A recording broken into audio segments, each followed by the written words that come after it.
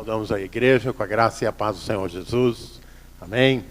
É muito bom começar a semana na presença do Senhor nosso Deus, louvando, adorando.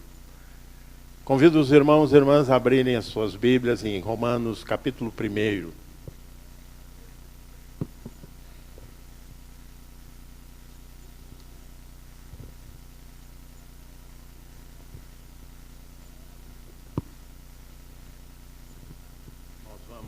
Nós vamos ler do verso 8 até o verso 17. Vamos ficar em pé para a leitura da palavra do Senhor.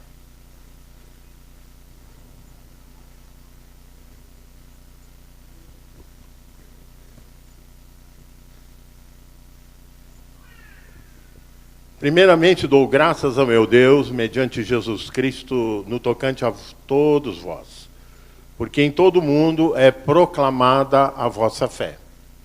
Porque Deus, a quem sirvo em meu espírito no Evangelho de seu Filho, é minha testemunha de como incessantemente faço menção de vós em todas as minhas orações, suplicando que em algum tempo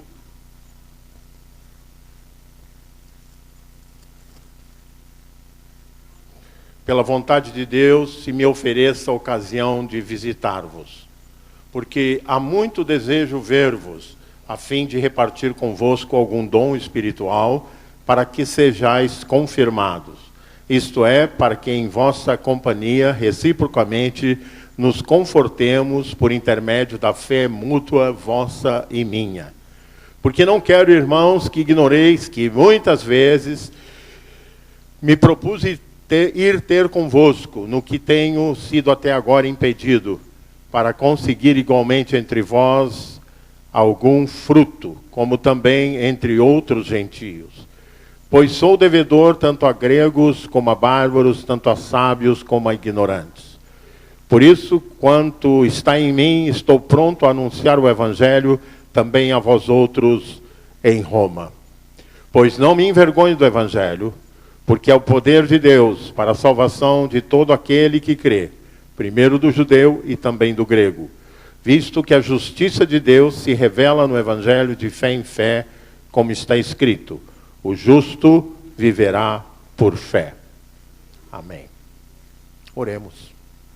É bom, Pai, estarmos na tua casa, casa de oração para todos os povos, línguas e nações.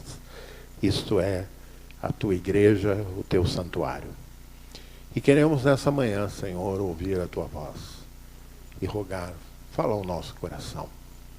Só tu conheces o coração de cada um de nós. Só tu sabes, Senhor, o que precisamos. Por isso, toca, Senhor, fala, constrange, edifica e instrui. Pois oramos agradecidos pelo privilégio desse momento, no nome de Jesus.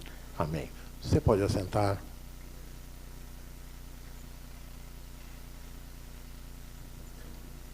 Por muitos motivos, a carta de Paulo aos Romanos tem representado na história da igreja uma contribuição ímpar.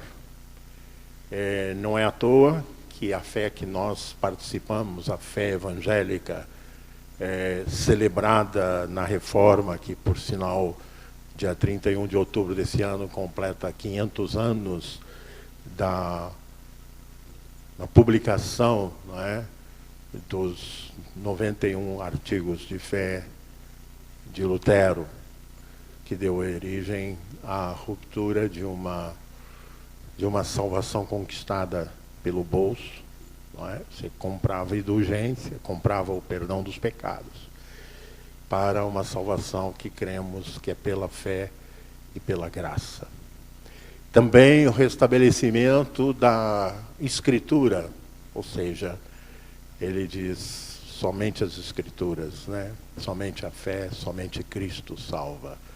E em Efésios, Paulo instrui, ensina que pela graça sois salvos mediante a fé, isso não vem de vós, é dom de Deus, não de obras para que ninguém se glorie.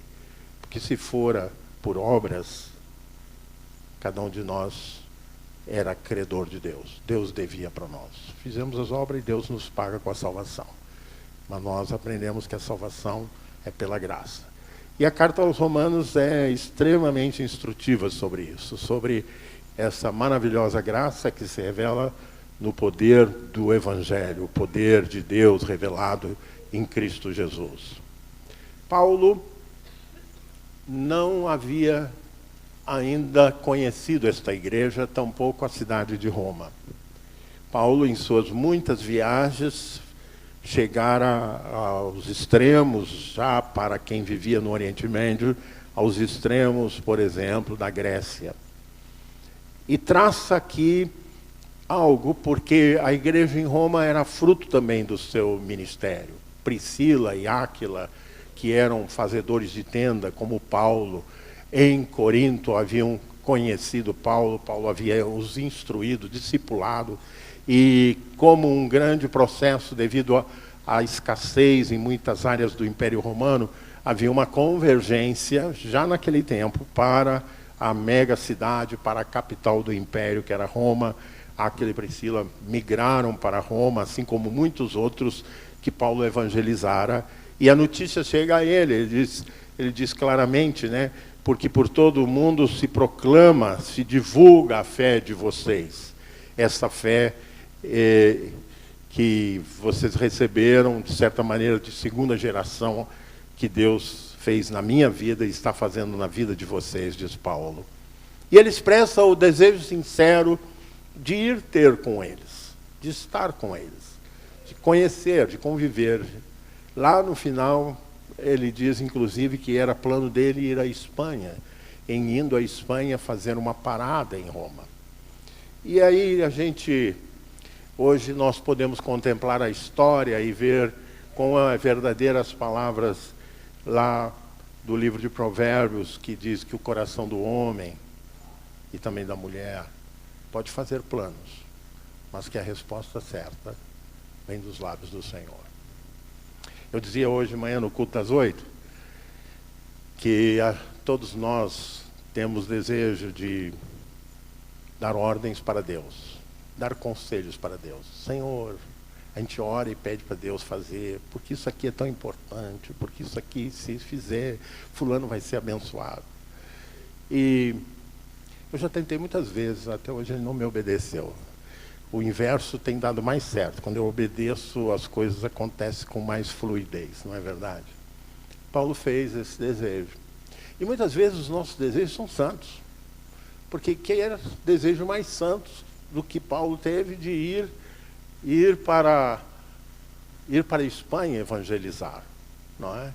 Ir para a Espanha evangelizar, chegar a Roma, capital do Império, ministrar livremente.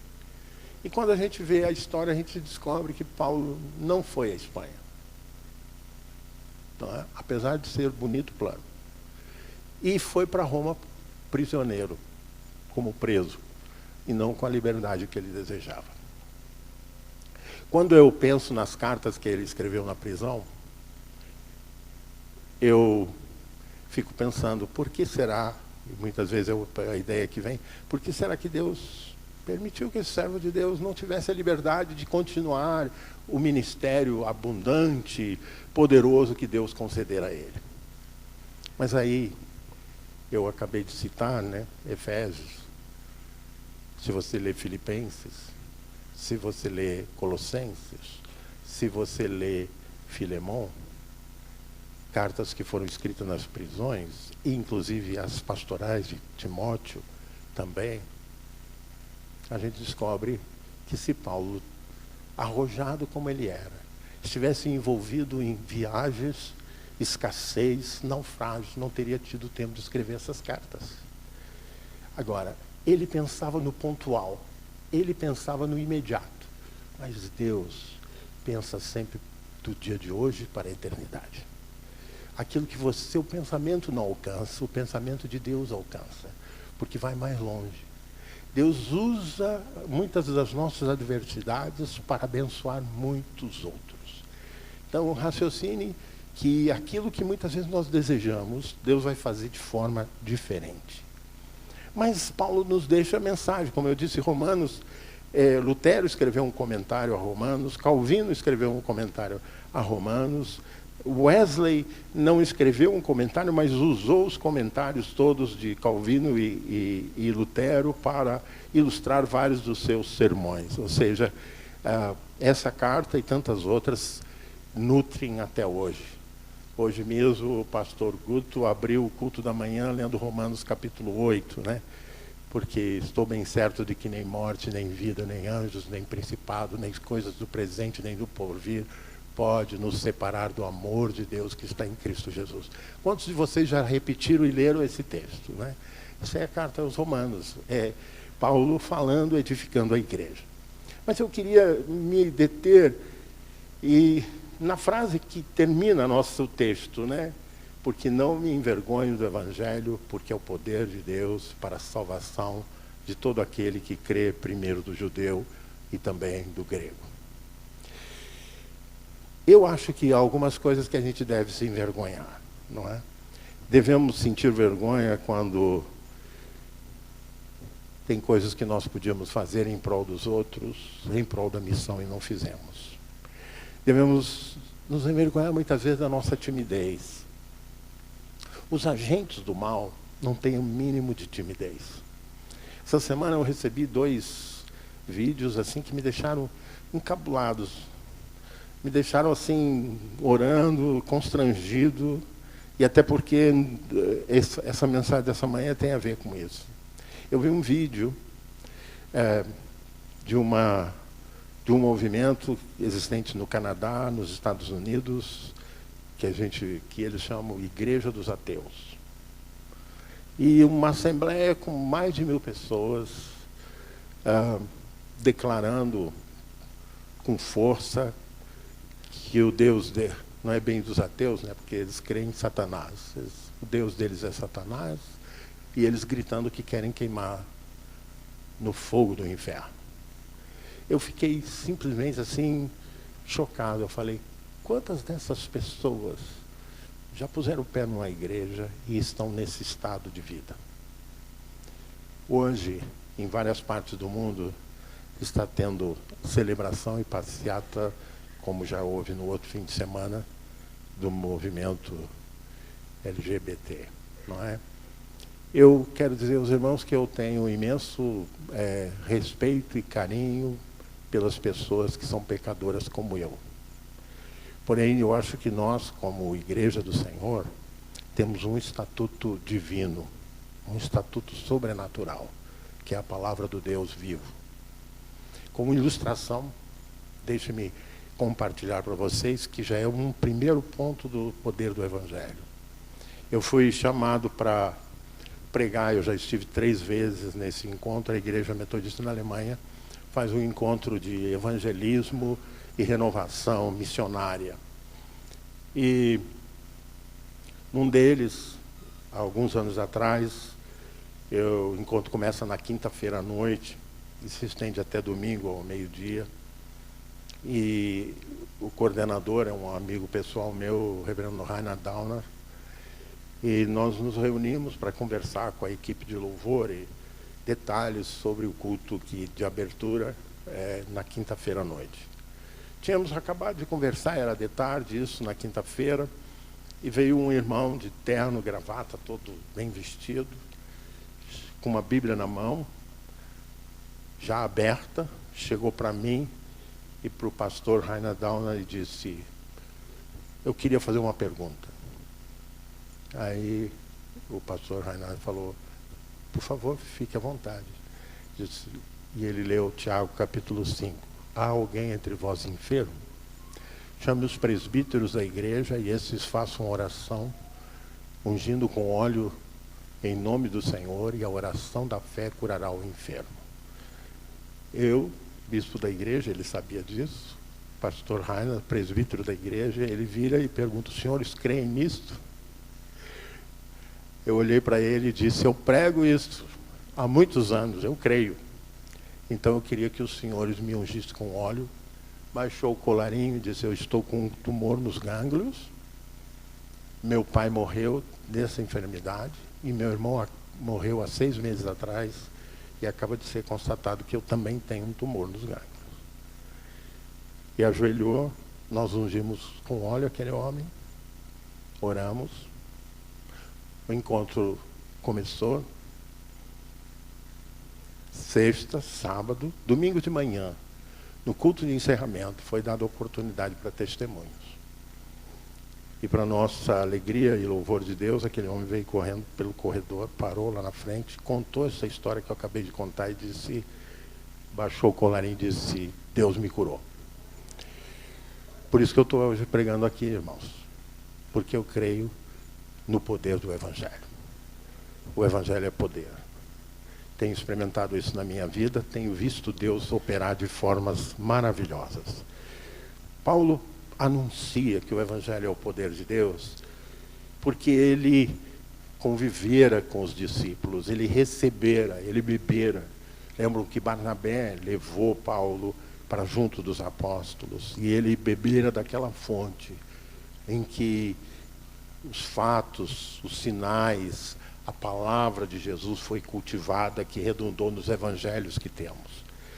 E ali, logo quando você abre o Evangelho de Marcos, que Jesus é batizado, e logo em seguida Jesus vai à sinagoga de Cafarnaum, e lá se apresenta um homem, texto de Marcos, diz o seguinte, e não tardou, Marcos capítulo 1, verso 23, e não tardou que aparecesse na sinagoga um homem possesso de espíritos imundos, o qual bradou, que temos nós contigo, Jesus Nazareno? Vieste para perder-nos, bem sei quem tu és, o Santo de Deus. Mas Jesus o repreendeu, dizendo, cala-te e sai desse homem. Então o espírito imundo, agitando violentamente e bradando em alta voz, saiu dele.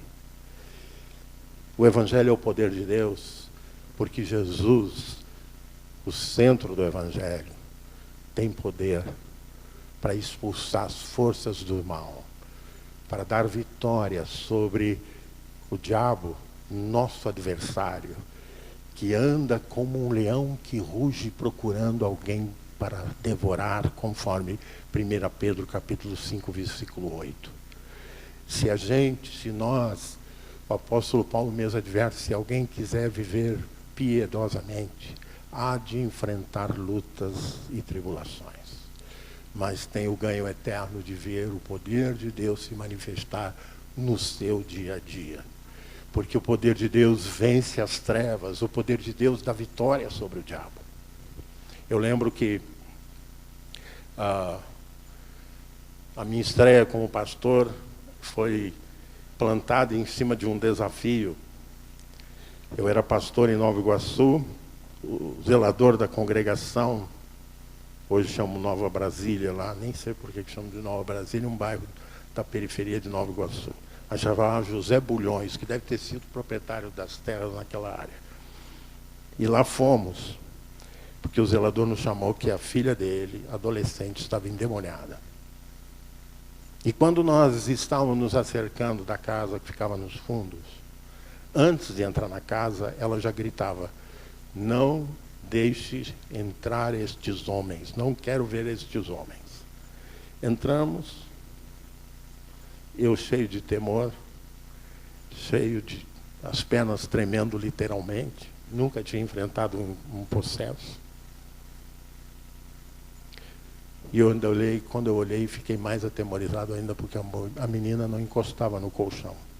Meus irmãos, como dizia minha avó, com esses olhos que a terra há de comer, eu enxerguei por baixo dela do outro lado. Mas quando nós declaramos, sai em nome de Jesus ressuscitado que venceu a morte, o demônio a abandonou.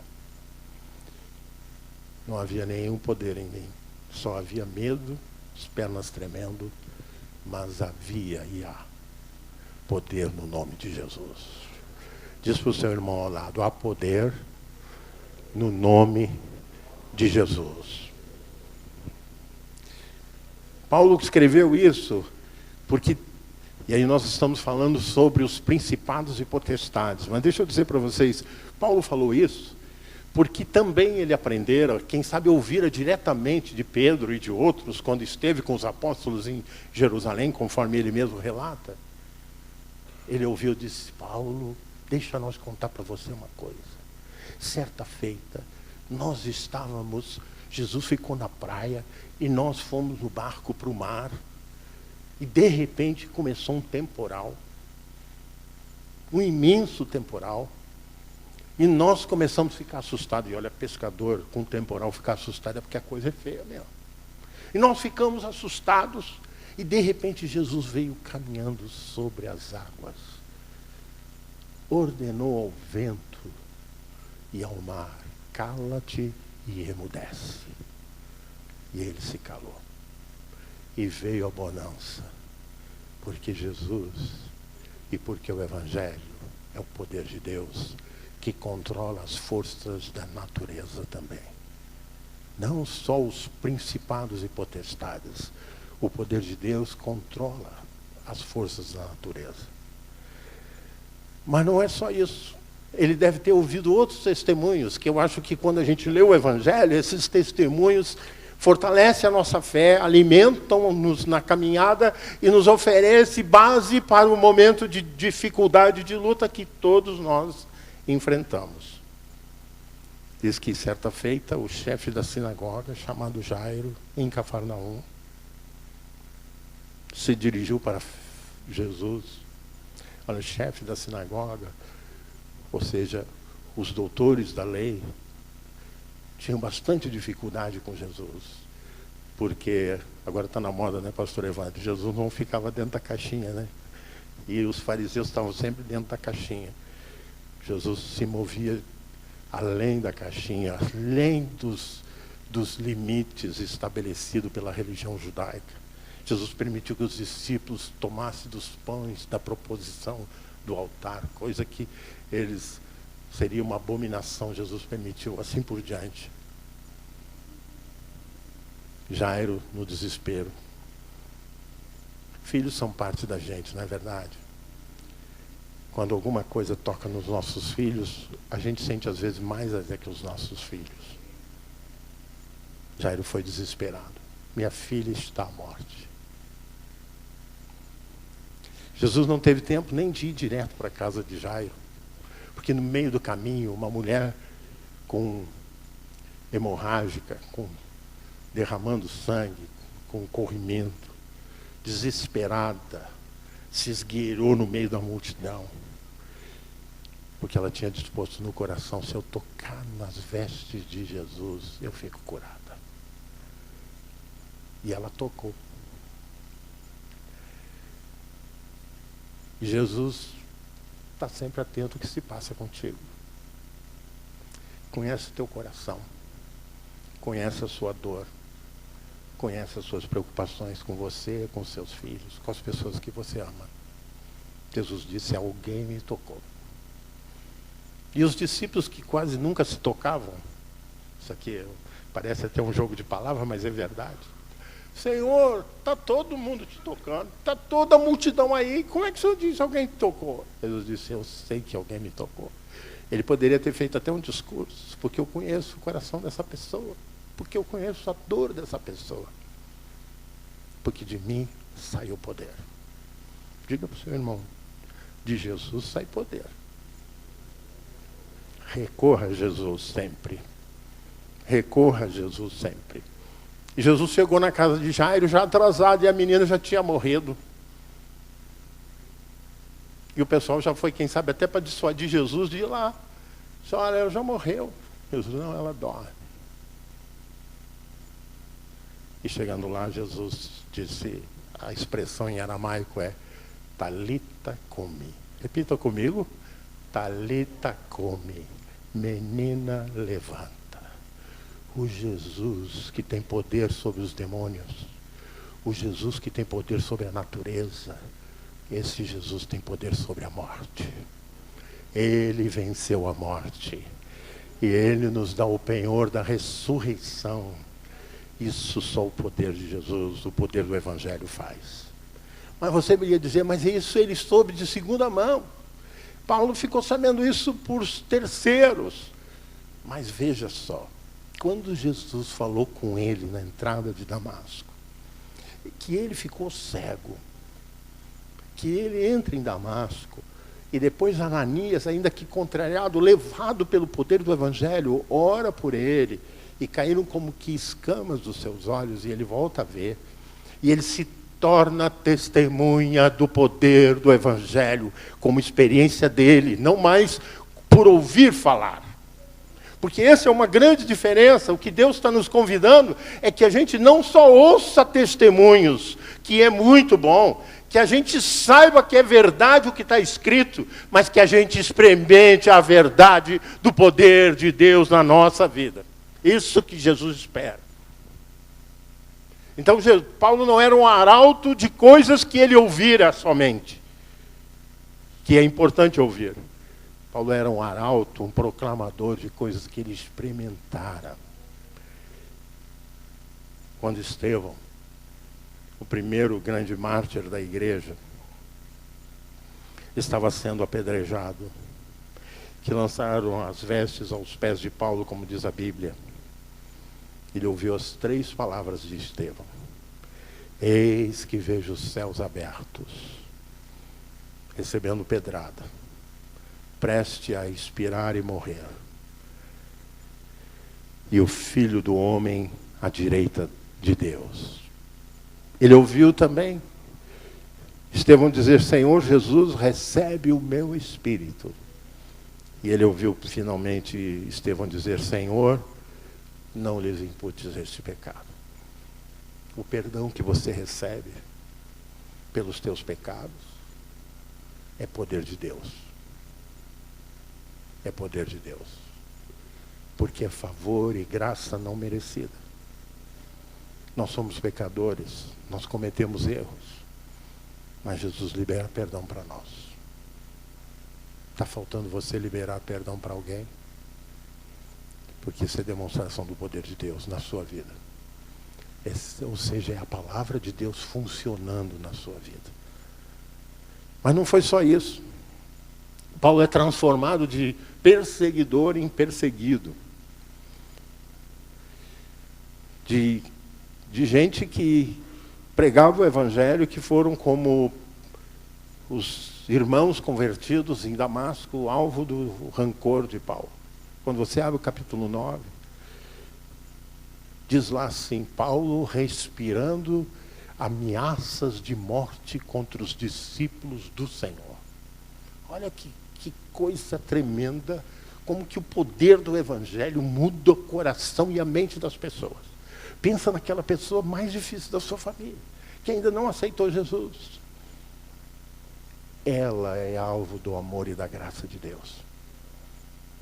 E não há coração endurecido, não há mente corrompida que não possa ser resgatada pela maravilhosa graça do Senhor Jesus.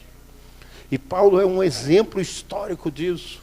Mas quem sabe muitos que aqui já desfrutam dessa graça também são testemunhas históricas de como Deus revelou amor e graça sobre a sua vida. Você tem que contar essa história, como Paulo contou a dele. Você tem que contar essa história.